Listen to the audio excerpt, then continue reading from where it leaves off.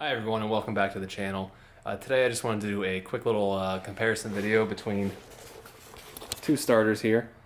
One is just your classic GM starter, that's this big heavy guy here, and I have a new mini starter right here that I'm going to be replacing it with.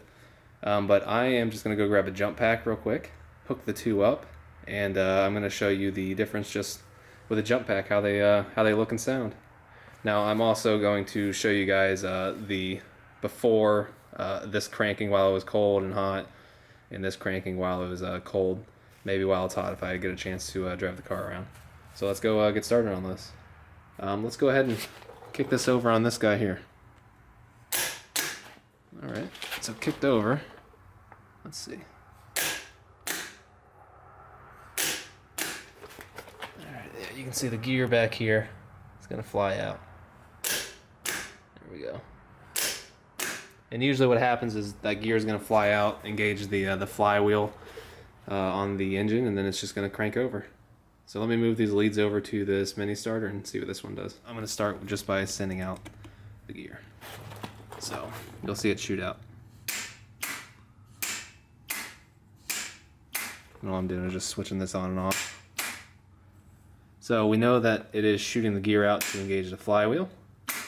So now we can move this right here, and it should spin it.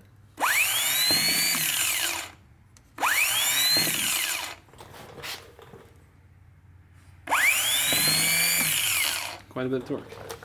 So I'm going to go ahead and slap these guys on the car, and we're going to get this thing going.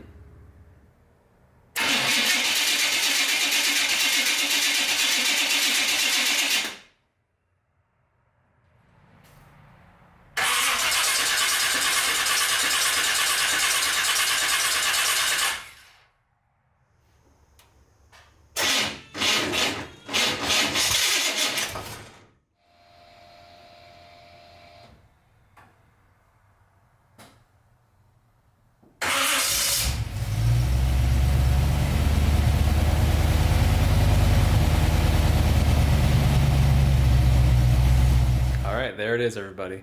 That is the comparison between the old big heavy GM starter that I was using and the nice new mini starter. I'm sure you guys could tell in the video, but it is a lot easier to start once it's hot.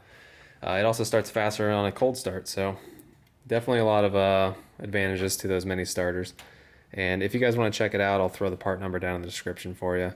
If you guys want to subscribe and follow along with the project here, go ahead and do that. I'll be posting as often as I can. But thanks for watching, guys, and I'll see you in the next one.